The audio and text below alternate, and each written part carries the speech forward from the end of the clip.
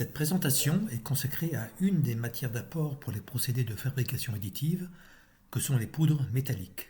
Nous serons deux orateurs, Stéphane Ravine, puis Marc Thomas. Pour ce qui concerne le premier point de l'exposé, l'élaboration des poudres, nous verrons d'abord quelles caractéristiques sont à rechercher, puis nous décrirons les principaux procédés qui permettent de les obtenir, c'est-à-dire des procédés d'atomisation à deux fluides ou par plasma. Dans le deuxième point, nous présenterons les propriétés des particules et des poudres pour les aspects physiques, chimiques et rhéologiques. Enfin, nous aborderons l'impact qu'ont les caractéristiques des poudres sur leur mise en œuvre et sur la santé matière des pièces produites par fabrication additive. Il y a de nombreux défis technologiques liés aux matériaux d'apport.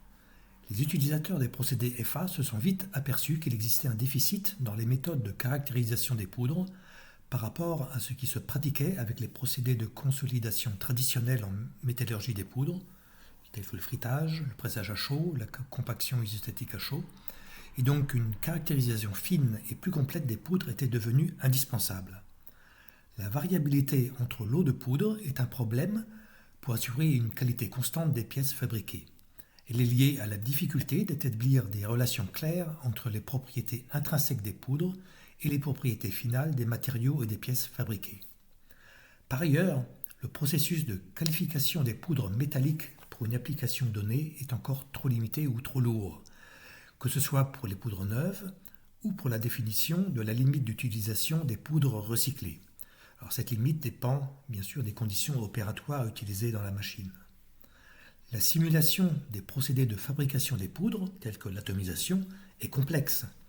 Il y a des écoulements diphasiques, des changements de phase, il y a au moins la solidification du métal liquide, des changements de forme, des vitesses de gaz et des températures élevées et un grand nombre de particules. Ces outils se développent progressivement et permettront de modifier les conditions opératoires pour élaborer des poudres présentant des propriétés améliorées par rapport à l'état de l'art actuel.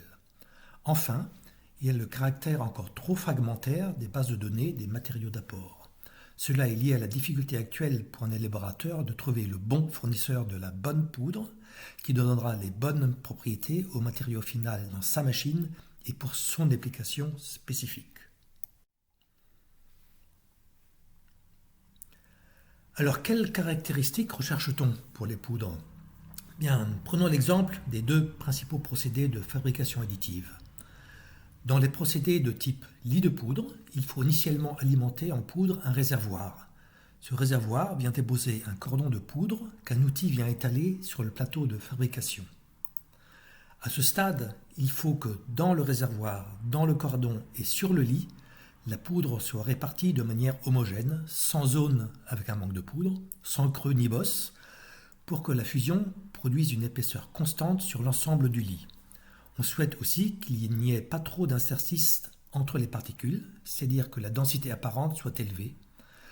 Cela fera moins de porosité à éliminer pendant la fusion et cela diminuera le risque d'inclure de grosses porosités dans le matériau. En projection de poudre, un débit massique constant doit être maintenu tant à l'entrée de la buse, donc en provenance d'un réservoir là aussi, qu'à la sortie de la buse. En particulier, on ne souhaite pas de colmatage partiel ou total de cette buse. On se trouve donc confronté à des problèmes généraux de compacité et d'écoulement d'un lot de particules. Et ces problèmes sont directement liés aux caractéristiques des particules et des poudres, c'est-à-dire par exemple à leur taille, à leur forme, sphérique, angulaire, en bâtonnet, en pétale, et à leur état de surface, lisse, rugueux, voire oxydé. Et aussi à la distribution de taille des particules dans le lot considéré. Pour simplifier, pour la suite, on va considérer que l'on souhaite des particules de taille inférieure à une centaine de micromètres, de taille sphérique. Oui, on conçoit bien qu'une répartition aléatoire de sphères va être bien plus compacte qu'une répartition aléatoire de bâtons de Mikado, et avec une surface lisse et une distribution de taille adaptée à l'application. Quels procédés vont fournir des particules et des poudres ayant ces caractéristiques ? Il y en a essentiellement deux. L'atomisation à deux fluides, où le premier fluide est le métal liquide et le second est un gaz, air, azote, gaz rare, ou pourquoi pas de l'eau. et l'atomisation par plasma, où la matière en entrée est un fil et où le plasma est créé dans une torche par un arc électrique ou dans un volume plus grand par un couplage inductif. Ce plasma est l'écoulement à haute température qui va fondre le fil. Il y a bien sûr d'autres procédés de fabrication. L'atomisation centrifuge, par exemple, produit des poudres de qualité, mais avec un diamètre médian élevé, ce qui veut dire que la fraction de particules inférieure à 100 micromètres récupérables par exemple par tamisage est faible. Cela rend ce procédé assez cher pour une application dans la fabrication additive. Certains procédés produisent des particules non sphériques qui ne sont pas optimales pour notre application. J'ai introduit le terme de diamètre médian d'une distribution de taille de particules. On l'appelle aussi D50. Il fait partie des trois grandeurs, D10, D50, D90, couramment utilisées pour décrire rapidement une distribution. Si vous avez une telle distribution de taille, avec la courbe dite cumulée qui va de 0 à 100%, D90 représente le diamètre de particules pour lequel les particules de taille inférieure à ce diamètre totalisent 90% massique de l'ensemble de la poudre. Même chose pour D50 et D10. Ici, D50 vaut environ 90 micromètres. Donc les particules de taille 0 à 90 micromètres forment 50% de la masse de la poudre.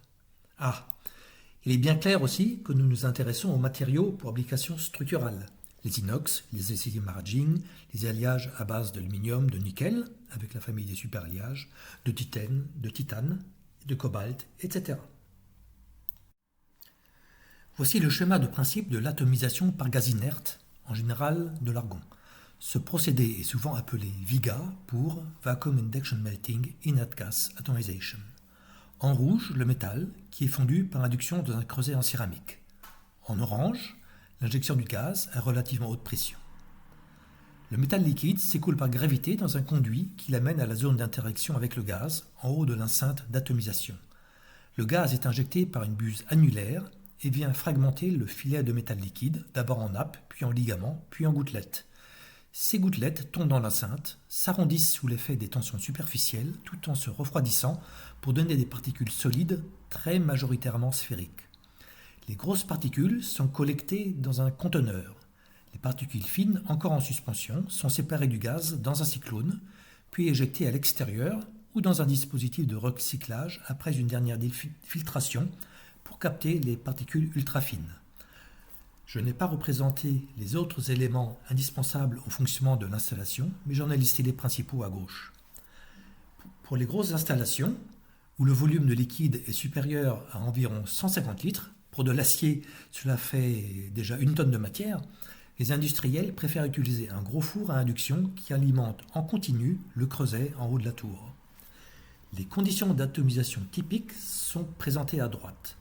On note que l'on chauffe le métal au-delà de sa température de fusion, c'est la surfusion, pour que le métal soit moins visqueux et reste suffisamment chaud jusqu'à la zone d'atomisation. Mais que fait-on si l'alliage que l'on veut atomiser présente une température de fusion supérieure à la température admissible pour le creuset, qui est en général en alumine, ou bien si le métal liquide réagit chimiquement avec ce creuset? La première option est de changer de module de fusion en installant un creuset froid. Cette technique fournit des poudres de bonne qualité mais demande un investissement élevé et ses coûts de fonctionnement sont supérieurs à ceux d'autres techniques. Il est alors avantageux d'installer un module de fusion EIGA pour Electrode Induction Melting Inert Gas Atomization. Ici, un inducteur conique fond l'extrémité inférieure d'une barre, qu'on nomme aussi électrode, accrochée à un dispositif de rotation et de descente. On voit bien sur la photo la partie claire qui est en fusion et le liquide qui s'écoule vers la zone d'atomisation.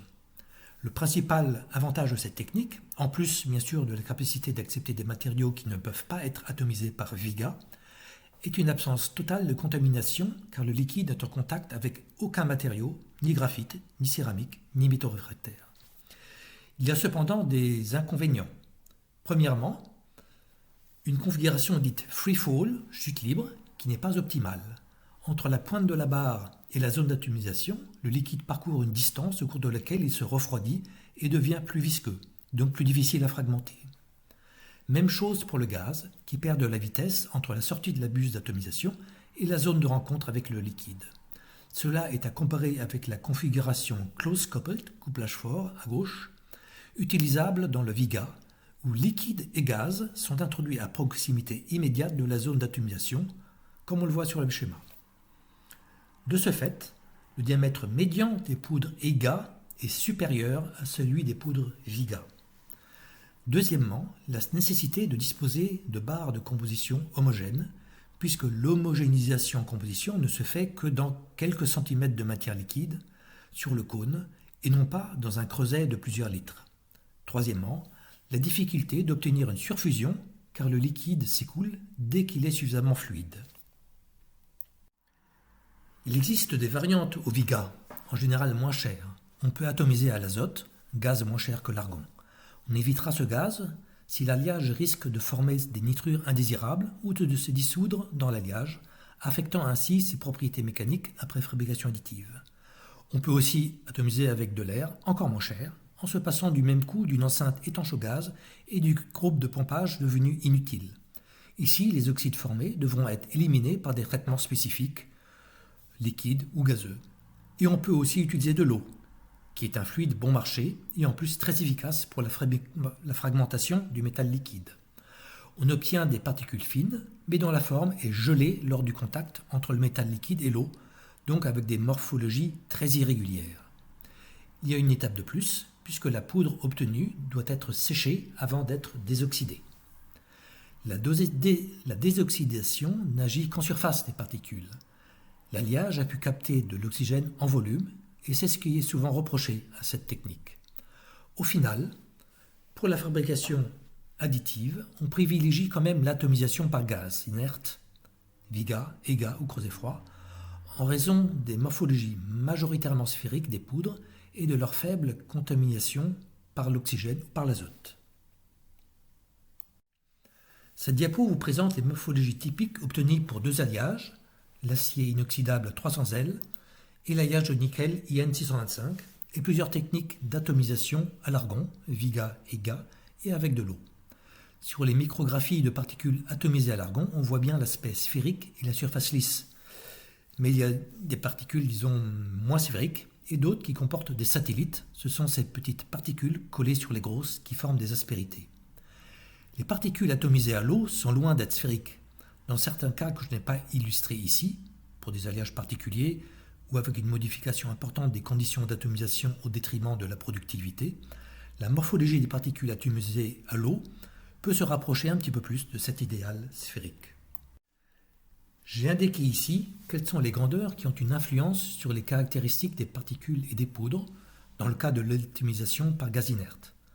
Alors il y a des grandeurs que l'on peut régler et des caractéristiques que l'on subit. Ce qui est à prendre en compte est bien sûr les caractéristiques à haute température du métal atomisé, masse volumique, viscosité, tension superficielle, etc. Puis celle du gaz d'atomisation, on peut utiliser de l'argon mais aussi de l'hélium, qui est plus onéreux, et la configuration de la zone d'atomisation, par exemple par le biais de la géométrie de la buse, avec l'angle d'injection du gaz, la section de sortie du gaz, etc.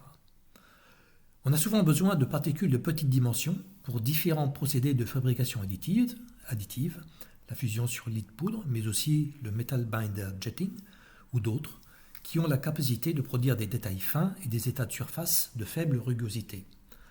Alors, comment s'y prendre ? Il faut privilégier évidemment la configuration close coupled et jouer sur un ensemble de paramètres, débit massique de métal et de gaz, pression et débit de gaz, température du métal et du gaz, que je ne fais pas détailler. Dans l'encadré à droite, la relation établie par Lubanska rend relativement bien compte de la manière dont le diamètre médian est relié à ces grandeurs, et je vous laisse le découvrir. Nous en arrivons à l'atomisation plasma, avec ce premier procédé utilisant des torches. Le principe est simple. Plusieurs torches plasma, souvent 2 ou 3, sont focalisées sur un fil qui a été introduit dans l'enceinte par un passage étanche, en provenance d'un dévidoir. Ces torches portent le fil à sa température de fusion, voire au-delà, et en même temps soufflent le liquide en une multitude de gouttelettes qui se refroidissent au cours de leur chute. Les particules obtenues sont bien sphériques, lisses et comportent peu de satellites. Ce procédé peut produire des poudres avec un diamètre médian assez petit, une distribution de taille assez resserrée et une bonne coulabilité des poudres. Par contre, il ne peut traiter que des matériaux disponibles sous forme de fil, ce qui exclut bon nombre d'intermétalliques qui sont trop fragiles, tels que les TIAL. Avec les nouvelles configurations de torches et l'introduction de buses d'atomisation, le débit massique est passé de moins d'1 kg par heure à la fin des années 90 à plus de 5 kg par heure ces dernières années. Ce procédé reste cependant un peu plus onéreux que le Viga. Un autre procédé est employé avec un plasma créé par induction dans un gaz inerte circulant dans une enceinte en verre ou en céramique. Un fil métallique est introduit par le haut du dispositif. Pour ne pas qu'il fonde tout de suite, ce fil traverse d'abord un guide refroidi par circulation d'eau. La fusion n'a lieu que plus bas dans l'enceinte, à proximité de la buse d'éjection du gaz, qui entraîne avec lui le métal liquide, qui est alors fragmenté en gouttelettes, qui s'arrondissent et se solidifient dans une chambre étanche qui n'est pas représentée sur la figure. Les propriétés des particules sont similaires à celles obtenues par le procédé à torche plasma. La sphéroïdisation n'est pas à proprement parler un procédé d'élaboration de poudre. C'est plutôt un procédé de traitement de poudre qui rend compatible avec la fabrication additive des poudres comportant majoritairement des particules de morphologie anguleuse ou très irrégulière. Ces poudres proviennent de procédés tels que le broyage ou la mécanosynthèse, ou de procédés chimiques comme des éponges de titane produites avec le procédé Kroll. Les particules sont introduites par le dessus de l'enceinte plasma et, selon leur taille et leur temps de séjour, fondent partiellement ou totalement. La tension superficielle qui agit sur le liquide en surface des particules leur donne la forme sphérique recherchée. Bonjour, je prends donc le relais avec cette deuxième partie sur les propriétés des poudres et en commençant par les propriétés physiques et chimiques. Alors vous avez ici un inventaire des propriétés importantes à contrôler sur les poudres. Alors tout d'abord la composition chimique par méthode globale, par ICP, qui est donc assez pratique avec de la poudre.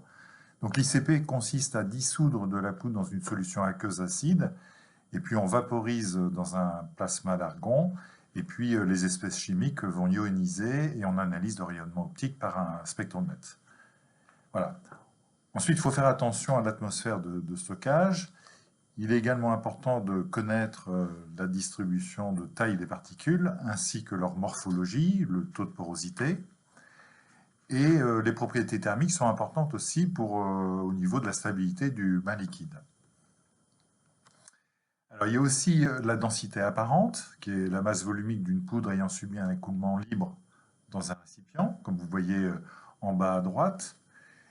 Et puis la densité tapée, donc après s'entassement, et on en déduit un indice d'Osner, qui est le rapport entre ces deux densités, qui définit la compactibilité de la couche de poudre, qui est donc une caractéristique rhéologique de la poudre, et on reviendra dessus dans deux planches.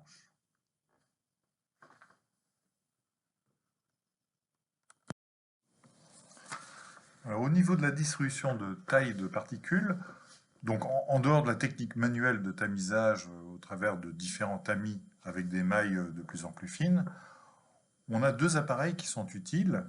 À gauche, le morphogranulomètre pour mesurer donc les caractéristiques morphologiques individuelles.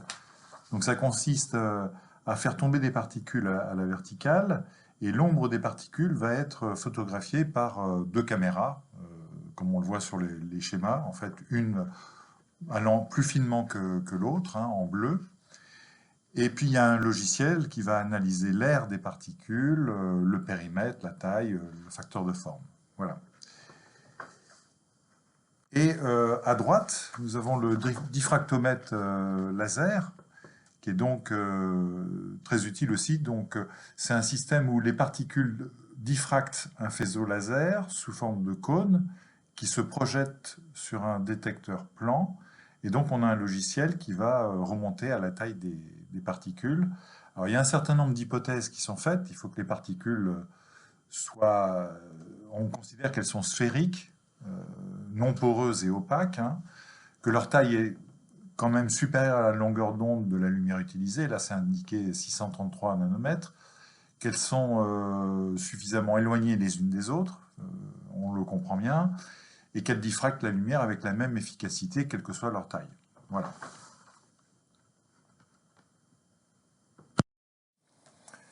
J'en arrive aux propriétés rhéologiques, mais alors le type de propriété clé est différent suivant le procédé.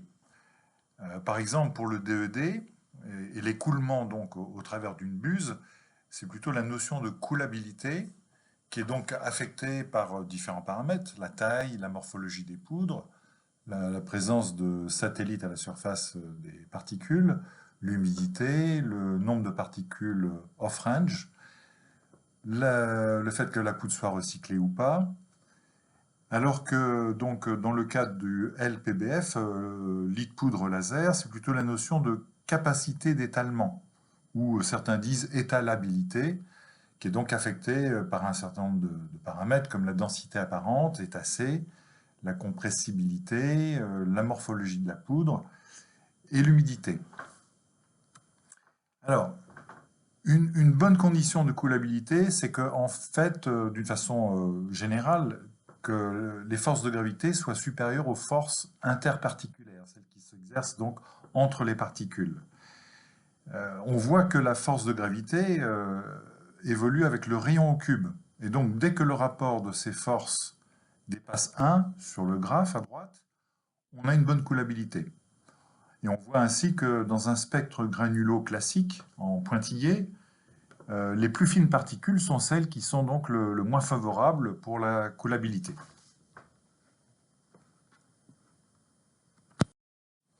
Alors ici, vous avez un inventaire des différentes forces interparticulaires et le moyen de les minimiser. Alors pour commencer, les forces de Van der Waals, donc c'est les forces d'attraction à distance entre particules, donc on ne peut pas trop jouer dessus. Il y a les forces capillaires, donc forces de tension superficielle entre particules, dues à la présence de liquide, et donc il vaut mieux donc utiliser ces poudres dans une atmosphère sèche pour éviter ces forces capillaires.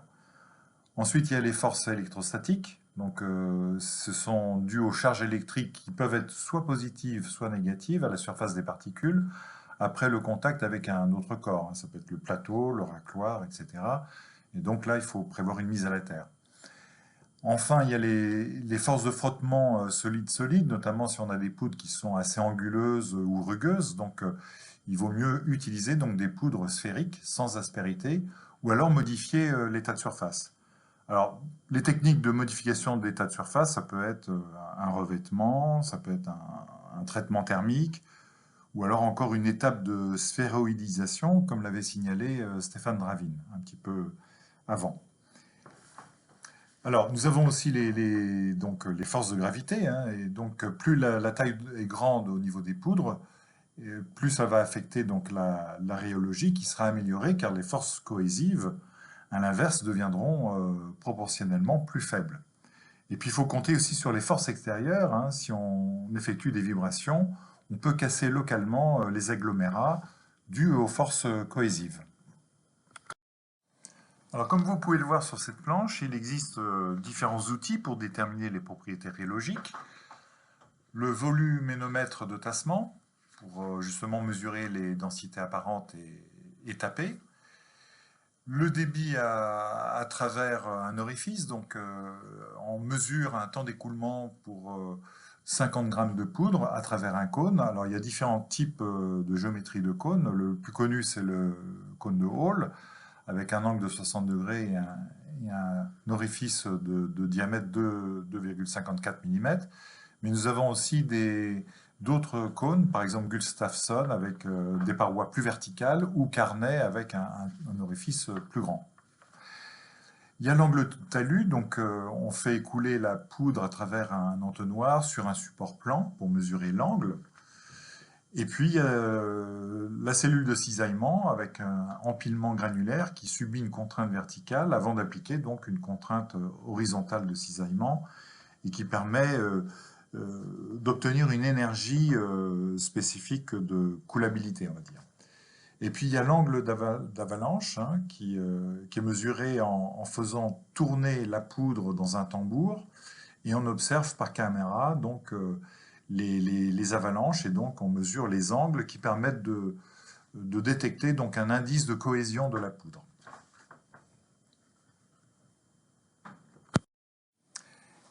J'aborde maintenant la troisième partie avec l'influence des poudres sur la santé matière des pièces. Alors on voit ici sur cet exemple, qui n'est pas pris au hasard, d'un engrenage en aluminium avec des canaux de refroidissement qui semble être de bonne qualité, mais l'atomo X révèle à droite un certain nombre de défauts, donc la présence de particules non fondues, comme on peut voir dans les zones noires, de porosité noire dans la masse, et de particules étrangères en surbrillance. Alors on se doute que ces défauts peuvent avoir des conséquences sur les propriétés finales de cette pièce, mais la question c'est combien de porosité et de particules étrangères on peut accepter justement dans un lot de poudre, quelle taille de particules étrangères peut-on accepter? Voilà, ce sont des questions importantes.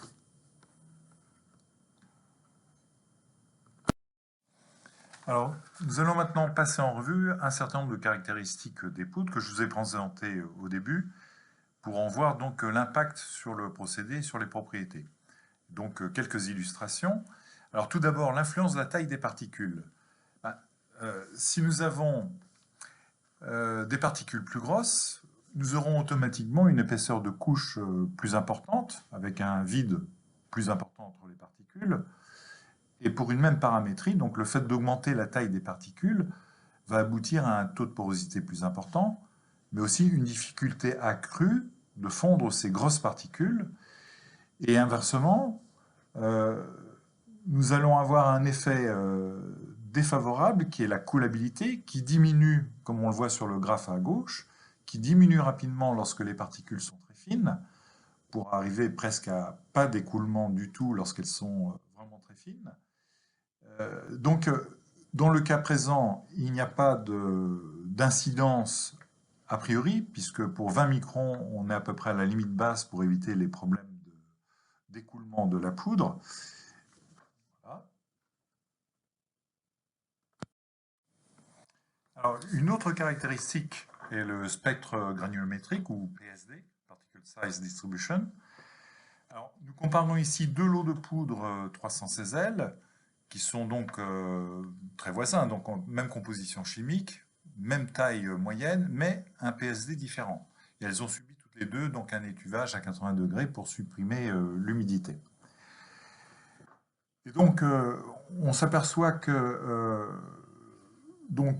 elles ont des PSD différents, c'est-à-dire que la poudre LPW a un PSD beaucoup plus étroit que la poudre OSP. Et donc, la différence fondamentale est la présence finalement de particules fines dans la poudre Sandvik. Et donc, au niveau de la première poudre Sandvik, nous avons donc un PSD large, donc une densité plus élevée, puisque les fines peuvent s'insérer entre les larges, mais finalement la friction est plus importante et il y a des blocages entre les particules, et donc on a un Osner, un indice d'Osner qui est égal à 1,22. Alors, pour savoir, un indice à partir de 1,25 et supérieur indique une faible coulabilité. À l'inverse, pour LPW, donc un PSD étroit, on a une plus faible densité, mais on a une meilleure coulabilité, avec un indice d'Osner à 1,16. Mais par contre, on s'aperçoit qu'avec un PSD étroit, on obtient une plus faible densité dans les pièces LPBF, donc dû à la présence de porosité. Donc le mieux est peut-être l'ennemi du bien dans ce cas-là. Alors une autre caractéristique est la morphologie. Alors ici nous comparons deux lots de poudre aluminium, LSI 10Mg, qui sont atomisés gaz, donc même taille moyenne, mais une PSD plus étalée. Et surtout, on le voit à droite, la poudre A a une morphologie plus irrégulière. On a donc une poudre A donc, avec une médiocre coulabilité, une densité de pièces moins bonne, donc 97,7%. alors que la poudre B, donc plus régulière, donc meilleure coulabilité et densité de pièces 99,6. Alors, il se trouve aussi que au niveau des poudres A et B, il y a une différence de teneur en silicium, et le silicium, qui est en quantité légèrement supérieure dans la poudre B, s'avère meilleur pour l'absorption laser, pour la tension de surface et donc pour la fluidité. En revanche, cette composition eutectique de la poudre B n'est pas favorable parce qu'elle provoque donc la formation de plaquettes qui sont des sites de nucléation en fatigue cyclique. C'est ce qui a amené les auteurs, en fait, après, à modifier donc les conditions de procédé en revenant sur la poudre A, donc plutôt irrégulière. Et ils ont imaginé une stratégie double passage avec un préfritage d'abord à 50 watts, puis après de faire une fusion à 100 watts, pour finalement obtenir une densité des pièces tout à fait convenable en LPBF, hein, donc 99,8, puisque c'est la poudre A, donc sans risque de formation de plaquettes. Alors un autre facteur est la tolérance des éléments chimiques. Et donc à ce niveau-là, nous avons donc des phénomènes de contamination en surface. Il faut savoir que la surface spécifique des poudres est 10 000 fois plus importante que la surface d'un volume solide équivalent. Et donc cette influence des éléments chimiques est évidemment différente suivant les familles d'alliage. Alors par exemple pour les aciers, le fait d'augmenter le pourcentage en chrome, en manganèse et en silicium va augmenter la taille des particules d'oxyde en surface. Et donc ce qui conduit plutôt à recommander de l'atomisation en gaz plutôt que de l'eau. Donc par exemple pour le 316L.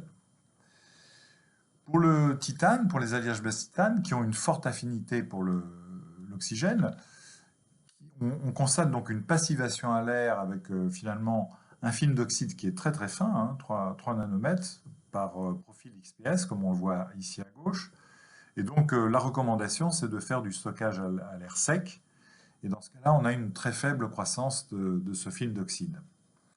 Et parmi les alliages base-titane, donc il y a le Ta6V, donc on constate à la surface donc un enrichissement en aluminium, une baisse de titane et pas de vanadium.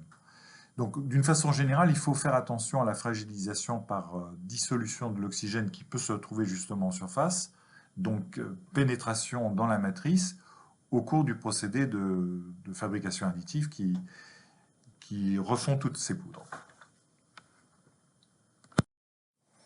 Alors je poursuis ici avec le Ta6V et une étude de recyclabilité par la technique EBM, donc en fonction d'un certain nombre de paramètres. Donc ce sont des poudres qui ont été recyclées jusqu'à 21 fois.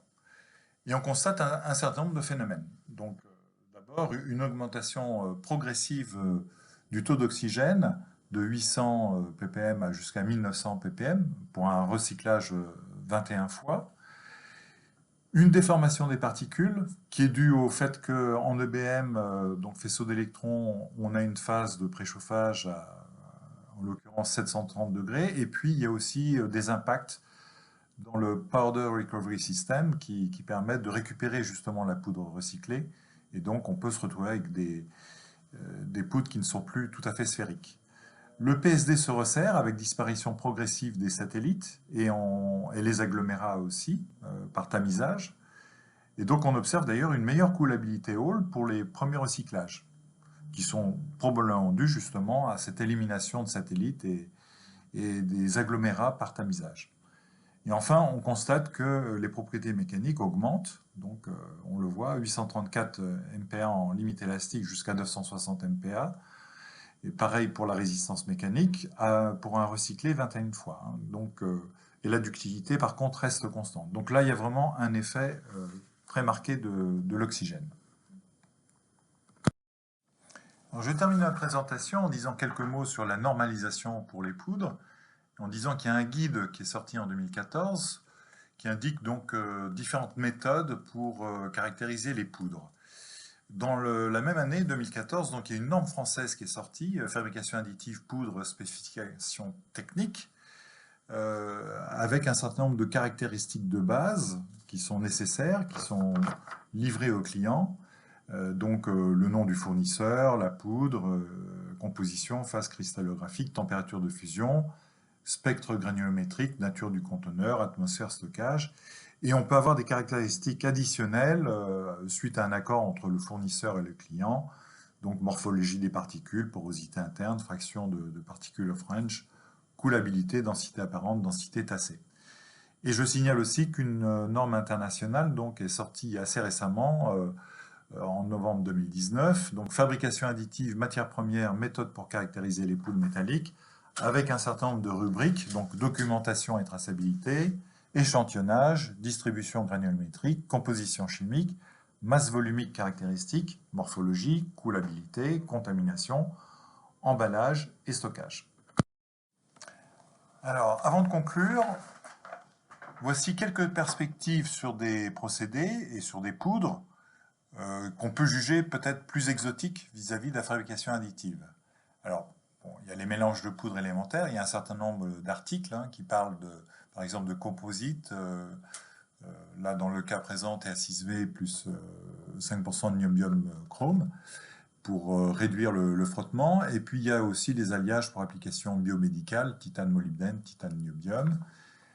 Il y a aussi la fonctionnalisation des poudres qui consiste à faire des dépôts soit par voie sèche, voie humide pour obtenir donc une autre propriété électrique anti-corrosion. Alors c'est plutôt, dans le cas d'un revêtement comme ça, plutôt sans passer par de la fusion, donc plutôt pour de l'impression 3D métal. On voit aussi certains articles, notamment sur le recyclage de copeaux, qui sont très intéressants. Donc des copeaux qui sont déchiquetés, nettoyés, séchés, broyés, triés, tamisés. Et finalement, par DED, on arrive à construire donc des échantillons de bonne santé métallurgique, sans défaut, avec un bon état de surface et très peu de porosité. Et puis il y a la mécanosynthèse, donc il y a un certain nombre d'articles qui concernent donc mécanosynthèse, souvent associés à une étape de sphéroïdisation avant de passer en fabrication additive. Là, je signale donc une thèse assez récente en 2019 sur ce sujet. Et j'en arrive à ma conclusion pour dire que finalement les poudres, c'est vraiment une affaire de compromis. Alors, compromis sur la taille et le spectre granulométrique, on l'a vu, avec un élargissement possible pour une meilleure productivité, meilleure coulabilité, plus faible contamination relative, mais pas trop non plus, car sinon le contrôle procédé est plus difficile. Il faut aussi un laser plus puissant. Un compromis sur le contrôle qualité nécessaire des poudres lors du transport et de leur stockage, mais il ne faut pas non plus que ça devienne une usine à gaz. Un compromis sur le nombre de critères nécessaires pour définir la qualité d'une poudre FA, donc il n'y a pas de critère unique, d'où la nécessité de combiner plusieurs types de mesures, mais combien de mesures différentes? Un compromis à trouver sur l'identification et la traçabilité des facteurs responsables de la variabilité des caractéristiques des poudres, car ces facteurs sont assez nombreux, conduisent à des mises en couche non uniformes, une augmentation de défauts, des écarts de densité du massif et des états de surface dégradés. Mais il faut vraiment isoler et se concentrer sur les facteurs d'ordre 1. Un compromis sur le degré de nocivité des défauts présents dans les poudres, gaz occlus, perte d'éléments, inclusion, vis-à-vis des propriétés attendues des applications potentielles. Et le degré de nocivité dépend bien sûr du type de défaut, de la taille, du nombre. Mais comme vous savez, le zéro défaut n'existe pas. Donc, est-ce qu'il faut prévoir un facteur d'abattement une fois que les défauts les plus nocifs ont été éliminés? C'est une question qu'on peut se poser. Et enfin, un compromis au sujet du vieillissement des poudres recyclées. Est-ce qu'on peut recycler 5 fois, 10 fois, 20 fois? En fait, il n'y a pas de généralité, car ça dépend de nombreux facteurs, le type de poudre, de machine, de procédé et de géométrie de pièces. Je vous remercie pour votre attention.